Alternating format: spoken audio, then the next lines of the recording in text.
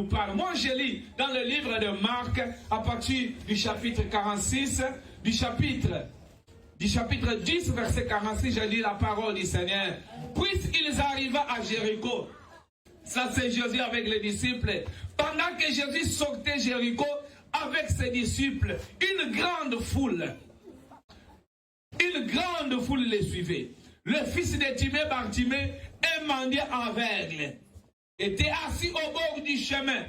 Quand il a appris que c'était Jésus, le Nazaréen, il s'est mis à crier en disant, fils de David, Jésus, aie pitié de moi. Beaucoup les rabouraient pour qu'ils se taisent, mais il n'en criait que plus fort. Fils de David, aie pitié de moi. Verset 49, la Bible nous dit, Jésus s'arrêta et dit, appelez-les. On l'appela l'aveugle et en lui disant, courage debout. Les gens qui le disaient de cette terre, ils vont maintenant commencer à lui dire, il t'appelle, courage et debout. Je suis venu à dire à quelqu'un, le même gens qui t'ont crucifié, c'est eux qui vont te dire que tu es victorieux. Est-ce que je parle à quelqu'un? Le même gens qui t'ont rejeté, c'est eux qui vont courir vers toi pour chercher le secours. Car le Seigneur va frayer un chemin ce matin pour changer le parcours de ta destinée. Est-ce que quelqu'un peut crier très fort, fire? Est-ce que tu peux crier très fort, fire? Verset 50, j'aime ça. Écoute ce que la Bible nous dit ceci. L'homme se jeta. Il jeta son manteau et s'éleva d'un bon vin vers Jésus. 51. Jésus lui adressa la parole. Que veux-tu que je fasse pour toi? L'aveugle lui dit, Rabouni, c'est-à-dire maître, c'est lui qui enseigne, c'est lui qui est capable de pénétrer le cœur des hommes et des femmes. J'ai besoin de voir. On acclame très fort le Seigneur. Est-ce que quelqu'un d'autre peut lire encore? S'il a la même écriture, il peut lire encore. Gloire à Jésus. Lisez, maman. Gloire à Jésus. Je vais lire dans le livre de Luc 18. À partir du verset 35, bien sûr. Allez-y. À partir du verset 35 à 43. Merci, maman. Comme Jésus s'approchait de Jéricho. Comme Jésus s'approchait de Jéricho. Ici, on dit, quand Jésus arrive à Jéricho, un aveugle était assis au bord du chemin. Un aveugle, celui qui ne voyait pas, et mendiant, dont le diable avait détruit ses yeux. En d'autres mots, il était courbé de ses yeux. Est-ce que je parle à quelqu'un? Sa destinée était courbée. En d'autres mots, on a vu déjà celui dont le diable avait plié, et on avait vu aussi avec vous dans le livre de Marc de celui dont le diable avait fermé sa bouche. En d'autres mots, il avait plié sa bouche. Mais le troisième exemple que nous voyons, cette fois-ci, le diable a fait quoi? Il a courbé ses yeux. Allez-y. Entendu la foule. Il avait entendu la foule. Ça c'est Bartimée qui a entendu le cri du maître, de celui qui appelle en existence ce qui n'existe pas. Il demandait ce qui c'était. Il demande. Dans les livres de Matthieu, quand on a lu, ici Jésus était identifié, mais dans les livres de Luc, Bartimée veut identifier celui qui passe. Il veut avoir de la certitude. Je suis venu parler à une dame, je suis venu parler à un homme. C'est lui qui va toucher ta destinée ce matin d'aujourd'hui. C'est l'homme inconnu parmi les connus. Est-ce que je peux écouter un amen fort? Amen. On lui dit c'est Jésus de Nazareth. On lui donne l'information, on lui dit, le bruit que tu as écouté, Bartimée, l'homme qui est en train de passer, c'est l'homme qui va changer l'histoire de ce moment. L'homme qui traverse dans cette chemin-là, c'est Jésus de Nazareth. Il voulait connaître un peu la généalogie de celui qui passait. Et il cria, Jésus, fils de David. Parce qu'on lui avait dit déjà que celui qui traversait là, il était le fils de David. Et Bartimée, en tant que juif, connaissait la prophétie de celui qui arrivait. Je suis venu dire à quelqu'un, je suis venu dire à un homme, ce matin, le fils que tu as cherché pendant longtemps, tu vas en avoir au nom de Jésus. Le travail que tu as cherché pendant plusieurs moments, tu vas le trouver au nom puissant de Jésus. Le mari que tu as prié pour en avoir pendant des siècles, ce matin tu vas le rencontrer au nom de Jésus. marchaient devant lui le reprenaient. Ceux qui marchaient devant cet homme Bartimée lui disaient, Bartimée, ferme ta gueule. Pourquoi tu embrouilles le maître qui passe? Il y a les gens qui dérangent nos destinées. Est-ce que je parle à quelqu'un? Il y a les gens qui ne veulent pas que tu progresses. Il y a les gens qui ne veulent pas que tu sois dans la paix dans ton mariage. Il y a les gens qui ne veulent jamais que tu sois dans la paix dans ta vie financière. C'est quand tu trouves l'argent qu'elle tombe malade. Ce matin, je déclare la guérison.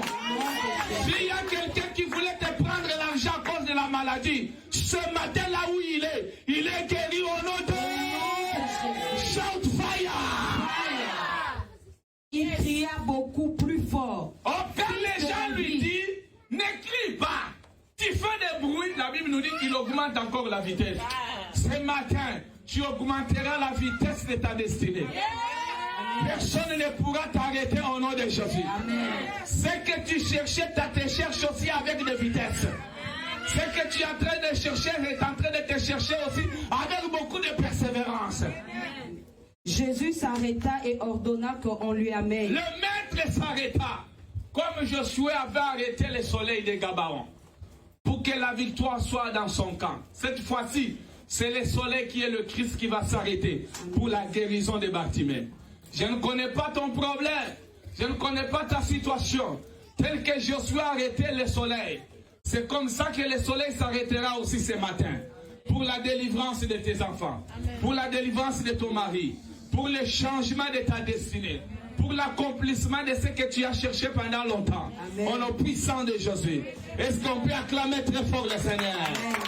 Est-ce qu'on peut acclamer très fort le Seigneur? Gloire à Jésus. Notre thème de ce matin est intitulé Tu seras redressé. Amen.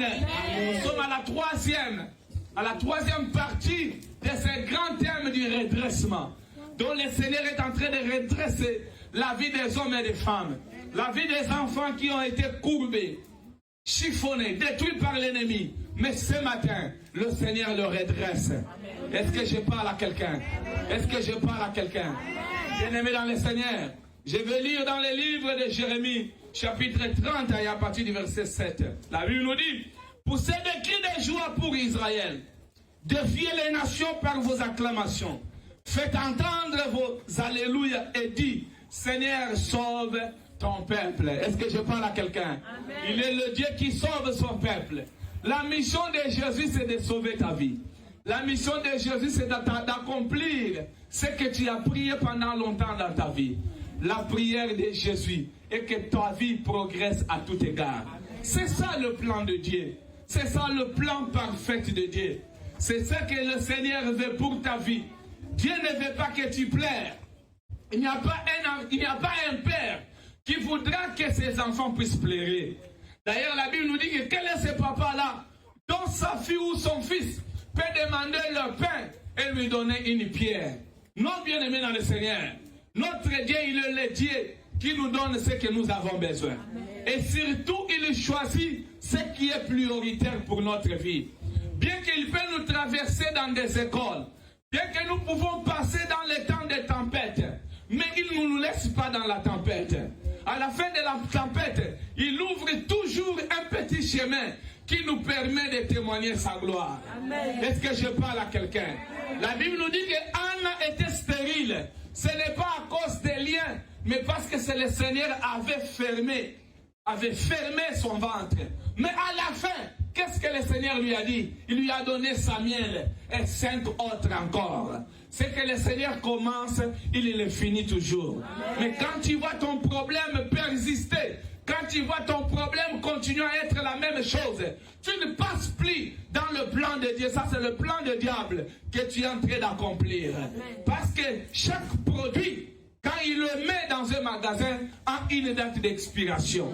Mais si tu vois que ton produit, ton problème n'a pas une date d'expiration, il faut se poser des questions. Qu'est-ce qui ne va pas? Est-ce que je parle à quelqu'un?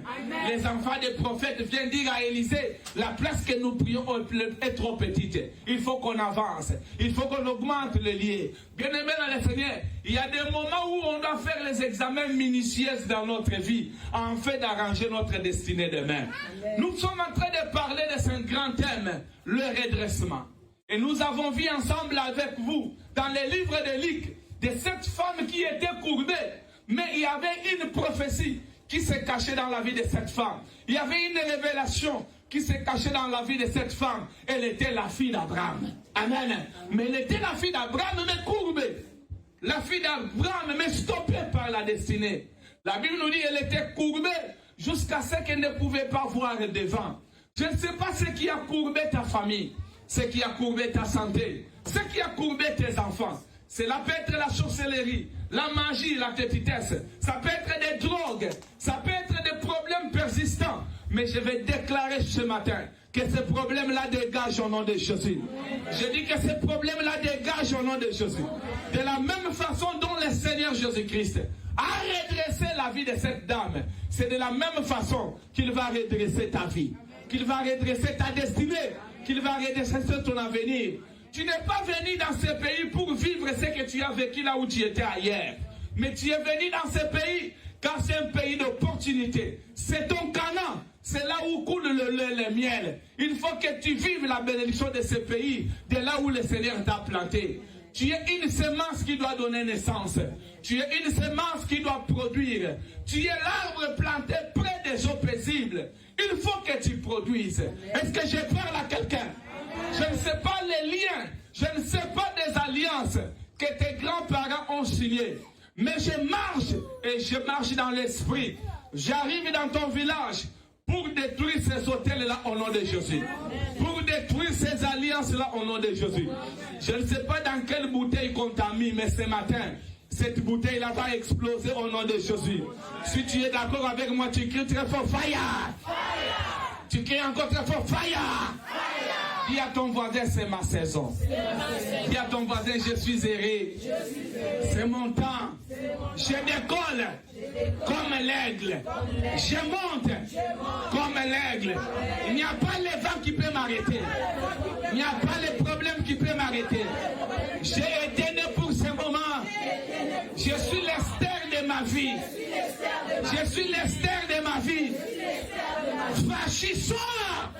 Quand je vais rencontrer le roi, mon rédempteur, il s'est déjà levé. C'est le dernier moment. C'est ma part, c'est mon temps. C'est ma saison. Crie for fire. Yes. La Bible nous parle d'un homme appelé Bartimée. Yes. Bartimée signifie le fils de Timée. Et Jésus, il sortait dans la ville de Jéricho. La ville de Jéricho, c'est une ville de palmes. C'est une ville puissante, reconnue dans l'histoire de la Bible. C'est un collège de prophètes. C'est là où on formait des prophètes. Une ville de palmiers, en d'autres mots, c'était une ville remplie de l'Esprit de Dieu. Mais c'est aussi une ville qui a coûté la vie des Israélites pour en posséder. Les enfants d'Israël ont détruit cette ville jusqu'à la moelle épinière. Et Josué avait déclaré une malédiction pour dire, celui qui construira cette ville, il payera au prix de ses deux fils, le cadet et l'aîné. Et cette ville plus tard a été construite. Mais soyez ensemble avec moi. Marchons dans l'histoire biblique. La Bible nous dit ceci. Il y avait un aveugle. Cet homme, il s'appelait Bartimée. Bartimée, il était le fils de Timée. Mais cet enfant, il a été aveugle. On ne sait pas ce qui l'a rendu aveugle. Est-ce qu'il était né aveugle? Ou c'est après la naissance que ses yeux ont été courbés, détruits, chiffonnés par l'ennemi? Je ne sais pas l'état de ton problème. Je ne sais pas la fondation de ta famille. Je ne sais pas si ce que tu es aujourd'hui est le résultat d'un prix que tu es en train de payer. Je ne sais pas, peut-être, c'est le rêve de ta mère, c'est le rêve de ton père qui a courbé ta destinée. Je ne sais pas, peut-être, la maladie que tu as, ce sont tes erreurs, peut-être, qui t'ont amené à être ce que tu es. Je ne sais pas, bien aimé dans le Seigneur, la situation dont tu parcours aujourd'hui. La situation dont tu te retrouves aujourd'hui, je ne sais pas la source. Je ne sais pas qui t'a plongé dans cette noircisse aujourd'hui qui détruit et qui n'endit ta destinée. Mais moi, je viens par la parole du Seigneur. Amen. Je viens par le mandat apostolique qui m'a été donné pour parler à ton problème. Amen. Que ce matin, c'est la fin, car c'est sa date d'expiration. Est-ce que je peux écouter un bon amen? Amen. Cet homme Bartimée, dont son père était connu de tous, la Bible nous dit qu'il était aveugle. Pas seulement aveugle, il avait son manteau qui était connu par tout le monde. Dans les livres d'Exode, la Bible nous dit ceci. Si quelqu'un est pauvre et qu'il donne son manteau en rançon pour avoir la nourriture, ou avoir une place pour dormir, quand le soir arrive, celui qui avait pris son manteau, il devrait le retourner. Est-ce que je peux écouter un bon amen? Amen. Je ne sais pas, celui qui a pris ton manteau, je suis venu lui rappeler que le soir est arrivé. Amen. Il faut qu'il retourne ton manteau au nom de Jésus. C'est ça que la Bible nous dit. Que quand tu prends le manteau d'un pauvre, en rançon, parce qu'il a faim, parce qu'il a des problèmes, et que le soir arrive, il faut que son manteau lui soit retourné. Je ne sais pas celui qui garde ton manteau. Je ne sais pas celui qui a pris ta destinée. Je ne sais pas à qui tu as hypothéqué ton avenir. Mais ce matin d'aujourd'hui, je viens dire à cet homme-là, je viens dire à cette femme-là, je viens dire à ces sorciers-là, le soir est arrivé. Il faut qu'il retourne ton mariage. Il faut qu'il retourne tes enfants. Il faut qu'il retourne ta paix. Il faut qu'il retourne ton lendemain. Il faut qu'il retourne ta santé. Il faut qu'il retourne ton mari. Il faut qu'il retourne ta femme. Il faut qu'il retourne ta finance. Car le soir est arrivé. Car le temps du soir. Car le temps du soir. L'époux se rencontre avec son épouse. Il faut qu'il retourne ton manteau. Tamar, quand il a pris le manteau de Juda, on lui a posé la question, qui t'a enceinté? Tamar a dit, c'est l'homme à qui dont je possède le manteau. Qui a pris ton manteau? Ce matin, Christ m'envoie pour poser la question à ces sorciers-là. Retourne le manteau. Le soir est arrivé. Le matin, tu pouvais les regarder. Le matin, tu pouvais les garder. Le matin, tu pouvais les prendre en otage. Mais quand le soir arrive, selon la parole du Seigneur, le manteau doit être retourné. Il faut que le manteau retourne. C'est comme le soleil qui se lève. Même s'il brille comment? Même si le soleil règne comment? Le soir, il faut que le soleil se couche. Parce que du temps de la nuit, il y a une autre soleil qu'on appelle la lune qui doit aussi régner. Est-ce que je parle à quelqu'un? Celui qui a troublé ta vie, il peut être le soleil. Mais qu'il sache que le soir, il n'a plus le droit de régner. C'est la lune qui doit régner. Le soir, c'est le temps de l'épouse. C'est l'épouse qui règne, ce n'est plus l'époux. C'est l'épouse qui reçoit la sémence. C'est l'épouse qui a le droit d'être heureux. C'est le temps dont l'épouse doit dormir. C'est le temps dont l'époux doit donner le compte rendu de ses jours à son épouse. Est-ce que je parle à quelqu'un? Shout fire! Dis à ton voisin, c'est ma saison. Regarde ton voisin et ris un peu, ris prophétiquement.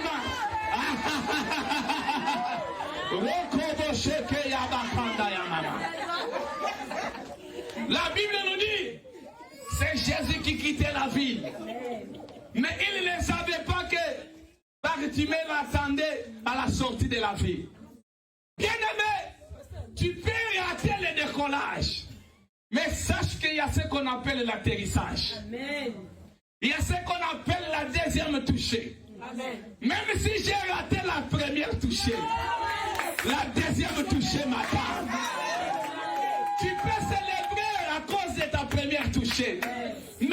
aussi la deuxième touchée. C'est le temps du dernier moment. Donc Job a dit, mon Rédempteur s'élèvera. Pas les premiers, pas les deuxièmes, pas les troisièmes, mais le dernier. Ça c'est la deuxième touchée. Sois bénie ma fille. Ça c'est la deuxième touchée qui bouleverse et qui change les calculs. Est-ce que je parle à quelqu'un? Célèbre avec moi, dit je suis joyeux. Et la Bible nous dit ceci. Quand Jésus est entré dans cette ville de Jéricho, Bartimée était toujours là. Mais Bartimée n'avait pas vu l'entrée de Christ. Je ne sais pas qu'est-ce qui a fait que tu as raté l'entrée de Christ. L'autre gens ont en profité de son entrée. Mais toi, tu vas récupérer sa sortie. Or, la Bible nous dit, vaut mieux la fin d'une chose que son commencement. Peut-être que toi, tu as célébré de ton commencement. Mais moi, j'attends la fin. Est-ce que je parle à quelqu'un? Il y a ceux qui sont mariés en première ère, ce n'est pas un problème. Il y a ceux qui ont vécu à la première ère, ce n'est pas un problème. Il y a ceux qui sont nés riches, ce n'est pas un problème. Mais le temps du soir, c'est ça qui marque et qui identifie le fils de la maison. Est-ce que je parle à quelqu'un? Tu peux garder l'enfant d'autrui pendant le jour, mais le soir, il cherchera sa maman. Est-ce que je parle à quelqu'un? Tu peux lui donner des bonbons, des biscuits, tout elle peut manger. Elle sera contente pendant le jour. Mais au coucher du soleil, personne ne dira à l'enfant que ce n'est pas ta maman. Elle va dire, je cherche ma maman. Même si tu le cajoles maintenant comment, le soir lui dira, il faut que tu cherches ta maman. C'est le temps où les calculs changent. C'est le temps des surprises. Et je sais que ce matin, il y a une surprise pour quelqu'un. Comme cette femme courbée, elle ne s'attendait pas qu'elle allait être guérie ce jour-là. Elle partait à l'église le jour du sabbat, comme d'habitude. Elle l'a fait d'ailleurs pendant 18 ans. Jusqu'à ce que Christ entre dans l'histoire de sa vie. La Bible nous dit que Christ enseignait et la pauvre dame courbée était là. Je ne sais pas la façon dont elle était pliée. Elle regardait Jésus comment. Mais ce que je sais, il y avait les yeux spirituels qui a été ouvert à cette femme pour identifier que c'est lui qui parle. C'est l'époux que tu as cherché pendant plusieurs années. Et la Bible nous dit, Jésus prêchait, il enseignait, jusqu'à ce qu'il va regarder la pauvre femme courbée. Et il va dire, elle a été possédée par l'ennemi. Est-ce que je parle à quelqu'un? Et qu'il fallait que ce temps était arrivé pour qu'elle soit guérie. Pourquoi elle devait être guérie? Parce qu'elle était la fille d'Abraham. Est-ce que je parle à quelqu'un? Donc sa guérison dépendait de sa fondation. Parce qu'Abraham, elle était son père. Parce qu'Abraham était son grand-père. Parce qu'Abraham était le pilier de sa famille. Il fallait qu'elle soit guérie. Je suis venu dire à un homme, je suis venu annoncer à une dame, les jours dont tu as accepté Jésus comme Seigneur et Sauveur, tu as été déclaré la fille d'Abraham. Tu as été déclaré le fils d'Abraham. C'est-à-dire que ta vie a droit d'être redressée. Qu'est-ce que signifie être la fille d'Abraham ou le fils d'Abraham? Cela signifie ainsi. Cela signifie que l'impossible devient possible. C'est ça être la fille ou le fils d'Abraham. Être la fille, le fils d'Abraham signifie là où tu mets tes pieds, je te les donne en possession. Être le fils ou la fille d'Abraham signifie on te fera la guerre, mais on ne te vaincra pas. Être la fille ou le fils d'Abraham signifie quand tu as hypothéqué ton manteau le matin, quand le soir arrive, il faut que tu récupères ton manteau. C'est ça, être la fille ou le fils d'Abraham. Être la fille ou le fils d'Abraham, c'est donner un Samson à Manoah qui n'avait pas un fils. Être la fille ou le fils d'Abraham signifie se donner Samuel à Anna qui n'avait pas d'enfant. C'est ça, être le fils et la fille d'Abraham. Être le fils et la fille d'Abraham, c'est percer là où il n'y avait pas de percée. C'est ça, être la fille, le fils ou la fille d'Abraham. La Bible nous dit que quand Jésus quitte la ville de Jéricho, au bord du chemin, pas au milieu du chemin, mais au bord du chemin, il y avait un homme qui s'appelait Bartimée. Le fils de Timée, le pauvre monsieur, il était aveugle. Et son travail qu'il avait, son travail qu'il faisait, c'était que de mendier. Bien-aimé, le monde des ténèbres t'a rendu mendiant. Pour vivre, il faut que tu demandes. Il n'y a rien de bon qui sort en toi. Tout est amer, tout est compliqué. Tout ce que tu fais, il n'y a que d'échec en échec. Il n'y a que les rejets. Tu entres dans des relations qui ne durent jamais. Tu as l'argent, mais cela ne fait rien. Tu as des choses, mais qui ne marchent pas. L'âge est avancé, mais pas de fiancés, pas même de préposants, pas même quelqu'un qui te pose la question. Tu es là coincé. Tu es dans le mariage avec quelqu'un qui te fait des enfants, mais qui n'a jamais payé de la dot, qui n'a rien payé de ta famille, qui ne connaît ni ta famille, ni les membres de ta famille. Tu es là perturbé, troublé, effacé, anéanti, déstabilisé, écrasé. Je ne sais pas le mot que je peux utiliser. Mais le temps est arrivé dont le Seigneur veut changer le parcours de ta destinée. Amen. Le temps est arrivé dont l'avenir, il faut qu'il prenne la lyre. Peut-être là où tu viens dans ton pays, il y a les gens qui ont signé des alliances qui troublent ta destinée aujourd'hui. Mon président à moi, qui s'appelait le président Mobutu, en quittant le pouvoir, il a maudit mon pays. Il a dit, après moi, ça sera le déluge. Et aujourd'hui, mon pays vit le déluge. Le nouveau président essaye le mieux pour faire redémarrer le pays. Mais il y a une malédiction qui a été posée. Et mon autre président, quand il est venu, il a maudit encore le pays de plus. Il a dit, de mon départ, la guerre sera longue et populaire. Regardez la guerre dans les pays qui s'appellent le Congo. On fait toutes les stratégies possibles et ça continue. Parfois, les gens pensent que l'argent, ce n'est pas l'argent. Mais il y a une parole qui a été déposée par le Père de la nation. Tant que cette parole-là n'est pas ôtée, n'est pas détruite, n'est pas remplacée par une autre parole, la guerre sera longue et populaire. Pourquoi j'ai donné ces exemples? C'est pour réveiller ta conscience, de comprendre la puissance de la parole. Il y a quelqu'un qui a déposé une parole négative dans ta vie. Aujourd'hui, cela trouble ta vie. Cela trouble ta destinée. Cela anéantit tout ton avenir. Un jour, j'étais encore un petit enfant. Un oncle me regarde et il me dit, toi tu seras malheureux.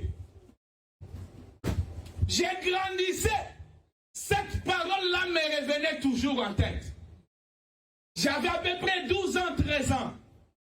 Mais j'ai grandissé même à l'âge de 18 ans.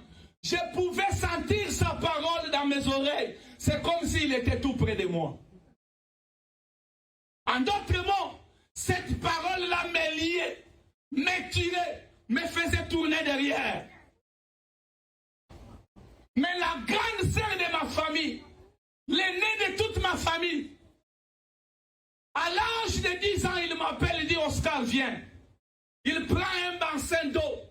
Il me dit, Oscar, mets tes mains dans ce bassin d'eau. Il a commencé à prophétiser.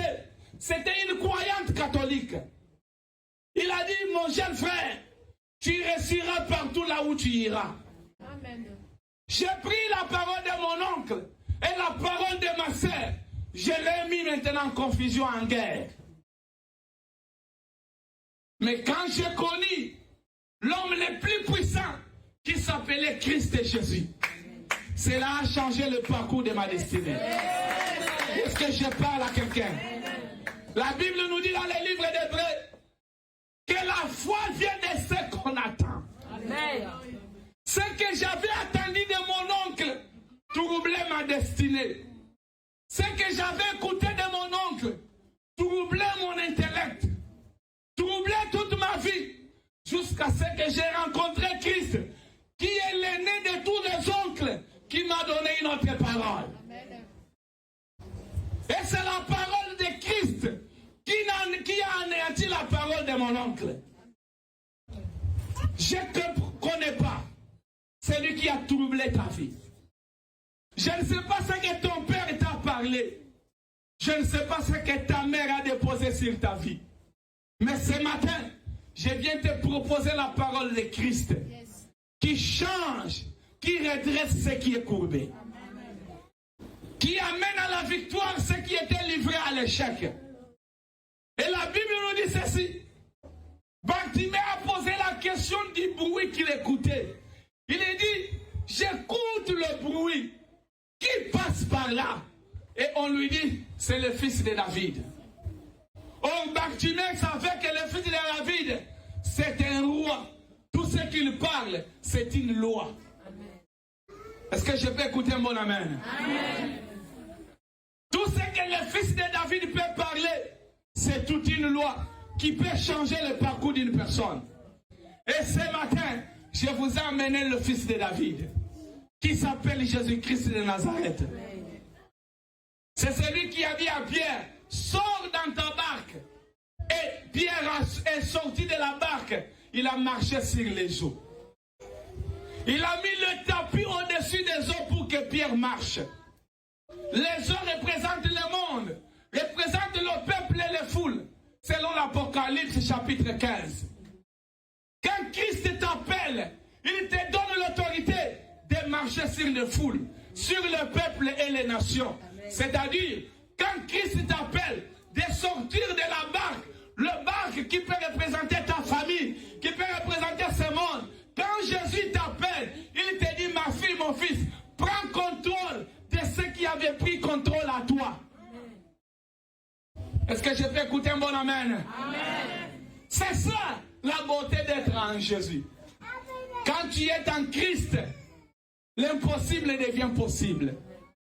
Quand tu es en Christ, les ténèbres se transforment en la lumière. Quand tu es en Christ, même si tu es lié, une fois que la chevelure coupée commence à se produire, la force se renouvelle. La Bible nous dit, il est notre Dieu qui renouvelle sa bonté à chaque matin. Et ce matin d'aujourd'hui, la bonté de Christ se renouvelle. La bonté signifie une grâce imméritée. La grâce que tu n'as pas forcé pour en avoir. La grâce qui dégage les ponts acier, les ponts bloqués, les ponts qui t'empêchent d'aller de l'avant. Le Seigneur ouvre le chemin pour que tu sois capable de le percer au nom de Jésus. Et la Bible nous dit ceci. Cet homme de Bartimée, dont sa vie était aussi courbée en termes de sa vision, il écoute que Jésus passait dans son chemin. Il pose la question, qui est en train de passer? On lui dit, c'est le fils de David. Et il va prendre le courage, comme la femme qui coulait du sang. Il avait dit, la Bible nous dit, la femme disant à elle-même, si seulement si je le touche, ma vie courbée sera redressée. Est-ce que je parle à quelqu'un? Ça, c'est le pouvoir de la parole. Elle a dit, si je la touche, je serai guéri. Est-ce qu'il y a une personne ce matin qui peut mettre le pouvoir dans sa parole pour que sa destinée change? Fini le temps où tu étais mendiant. Fini le temps où tu étais escroc. Fini le temps où tu suivais les autres. Le moment est arrivé dont Dieu te donne la capacité de réécrire l'histoire de ta vie. Est-ce que je peux écouter un amen? Dieu te donne l'opportunité ce matin mariage, de ta destinée, de ta vie financière, de ta santé, au nom puissant de Jésus. La Bible nous dit, écoute ce que Job a dit. Ce que je craignais, c'est ce qui m'est arrivé. Qu'est-ce que tu crains? Qu'est-ce qui crée la crainte en toi? Tu as peur de quoi? La Bible nous dit ceci. Écoutez ce que la Bible nous dit. On va lire ensemble dans le livre de Jérémie. Est-ce que tu es là avec moi? Amen. Amen. On va lire une portion des Écritures qui va te montrer que tu n'as pas besoin d'être effrayé. Ésaïe chapitre 28, à partir du verset 1, la Bible nous dit ceci. Notre Dieu est une force pour ceux qui repoussent l'ennemi. C'est ça notre Dieu. Il est la force pour ceux qui veulent le changement de leur vie. Est-ce que tu veux le changement de ta vie? Amen. Sache que l'Éternel est ta force. Amen. C'est pourquoi la Bible nous dit, quand Christ est en nous, nous ne combattons plus, mais c'est le Christ qui combat en nous. Amen. En d'autres mots, nous ne combattons pas pour avoir la victoire, mais nous combattons dans la victoire. Reçois cela au nom de Jésus. Je dis reçois cela au nom puissant de Jésus. Je dis que reçois cela au nom de Jésus. Dieu va dire à Josué ceci. Josué mon fils, je sais que Moïse n'est plus, mais je te donne une promesse. Là où tu mettras tes pieds, je te le donne en possession. Est-ce qu'il y a un Josué ce matin? Ça peut être un homme ou une femme qui veut posséder la possession de sa destinée. Est-ce que je parle à quelqu'un? Est-ce que tu veux posséder la possession de ta possession? Le Seigneur te donne l'occasion de la posséder. Ce que ton père n'a pas pu faire, toi tu le feras au nom de Jésus. Ce que ta mère n'a pas pu faire, toi tu l'accompliras au nom de Jésus. Là où personne de ta famille n'a pas pu arriver, toi tu y arriveras au nom de Jésus-Christ. Est-ce que je peux écouter un amen fort? Est-ce que je peux écouter un amen puissant? C'est ça ce que notre Dieu veut. Que nous puissions aller de l'avant. Que nous puissions posséder notre possession. Malgré ce que le diable a mis dans notre chemin, notre Dieu est capable de nous le redonner au nom puissant de Jésus-Christ. Est-ce que je peux écouter un bon amen? Est-ce que je peux écouter un amen puissant? Et Jérémie chapitre 31 verset 7 nous dit ceci. Poussez des cris de joie pour Israël. Par Israël remplace ton nom. Poussez des cris de joie pour Israël. Défiez les nations par vos acclamations. Faites attendre vos alléluia. Et dis, Seigneur, sauve ton peuple. En d'autres mots, Seigneur, sauve ma vie. Seigneur, sauve ma destinée. Seigneur, sauve ma nation. Seigneur, sauve ma famille. C'est ça que Dieu veut pour toi. Et que ta famille soit sauvée. Et que tu puisses aller de l'avant. Et que rien ne puisse t'arrêter. Est-ce que je parle à quelqu'un? Amen. Et Bartimée va crier pour clôturer. Il va dire, fils de David, aie pitié de moi. La Bible nous dit, Christ faisait quoi? Il s'arrêta. Quand Christ s'arrête, c'est comme Josué qui avait arrêté le soleil pour donner la victoire aux Gabaonites. Est-ce que je parle à quelqu'un? Gabaon, c'était une petite nation, mais qui avait fait l'alliance avec les Israélites. Mais, le moment que Gabaon était touché par l'ennemi, attaqué par l'ennemi, Josué qui était déjà parti, il était revenu en arrière pour donner la victoire à Gabaon. Je viens dire à quelqu'un, tu peux être Gabaon, petit dans tout ce que tu fais, peut-être une famille sans nom, quelqu'un sans nom, Dieu est capable de revenir en arrière pour donner la victoire dans ton foyer, pour donner la guérison à ta santé, pour délivrer tes enfants dans ta maison, car il est le seul Dieu qui a créé le soleil et il est capable de l'arrêter au nom de Jésus.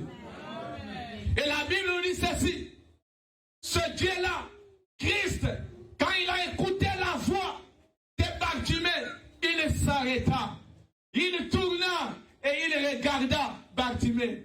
Voilà ce que Bartimée va faire. Quand il s'approche pour aller voir le Christ, la première chose, la deuxième chose après avoir crié, c'est que Bartimée va faire, il va enlever son manteau. Or, le manteau représentait la personnalité de Bartimée. Quand Tamar a pris le manteau de Judas, il a dit ceci: l'identité de celui qui m'a enceinté est dans son manteau. Est-ce que je parle à quelqu'un? Élisée, sans le manteau d'Élie, il ne pouvait rien faire. Le manteau représente la personnalité, mais aussi c'est la puissance du Saint-Esprit qui s'active dans notre vie pour le changement de notre destinée. Est-ce que je peux écouter mon amen? Amen. Mais Bartimée avait le manteau de l'échec. Donc s'il y a le manteau de la réussite, il y a aussi le manteau de l'échec. Là où tu es peut-être, ta vie ne progresse pas parce que tu as encore le manteau de ton père. Tu as encore le manteau de ta famille. Tu portes encore l'identité de tes grands-parents. Raison pour laquelle ta vie ne change jamais. Tu as encore le manteau de Bartimée, du fils de Timée. Mais pour que tu vois, pour que ta vie puisse aller de l'avant, il faut que le manteau de ton père tombe pour que tu portes le manteau du fils de David, qui est le manteau de la royauté. Et ce matin, je viens dire à un homme, je viens dire à une femme, je vais annoncer une bonne nouvelle à quelqu'un pour te dire, ce matin, il y aura le changement de manteau. Est-ce que je peux écouter un bon amen? Je dis, reçois ton manteau au nom de Jésus. Reçois le manteau des fils de David au nom de Jésus. Et que le manteau des fils de Timée tombe au nom de... Shout fire! Donc ce que Bartimée va faire, il va enlever le manteau de son père. Le manteau de l'humiliation. Le manteau du rejet. Le manteau dont il était courbé, dont il était chiffonné, dont il était détruit. Le manteau de l'échec, le manteau de rejet. Et la Bible nous dit, il enleva son manteau et il courra vers Christ. Il y a les gens qui sont venus à l'église, mais ils portent toujours leur manteau de famille. En d'autres mots, ils ont toujours le même caractère qu'ils avaient avant qu'ils acceptent Jésus. Bien-aimé dans le Seigneur, tu ne peux pas expérimenter la puissance de Dieu si tu as encore ton ancien manteau. Est-ce que je parle à quelqu'un? Regarde à toi-même, tu as quel manteau? Tu y avais des querelles quand tu étais le fils de Timée. Mais quand tu acceptais le fils de David, tu vis la même vie. Jette ce manteau-là. Le manteau de pauvreté. Le manteau des maladies. Des liens de famille. Le manteau des alliances sataniques, diaboliques. Il y a les gens qui sont dans des intercessions, mais ils demeurent toujours sorciers. Est-ce que je parle à quelqu'un? Amen. Amen.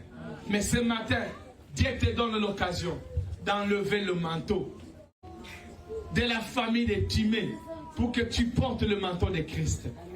Quand tu portes le manteau